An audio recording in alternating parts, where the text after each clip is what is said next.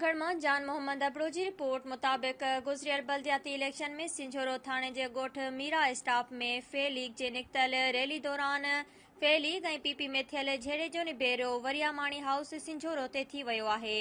ॼाणायल वाक़े में गोलियूं लगण करे फे लीग जा 4 खां वधीक माण्हू शदीद ज़ख़्मी पिण थिया हुआ। अहिड़ो केस पिण सांगड़ जी अदालत में हलंदड़ आहे।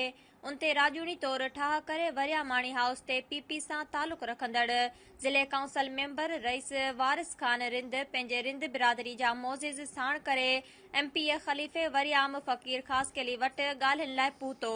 एमपीए ख़लीफ़े वरियाम फ़कीर झेड़े में थियल ज़ख़्मियुनि सां मुशावरत करे पंहिंजे फिराक दिलीअ सां मुज़ाहिरो कंदे ऐं सिंध जी सक़ाफ़त जो मान रखंदे रईस वारिस खान रिंद सां ॻाल्हियूं करण बजाए खेनि माफ़ करे छॾियो।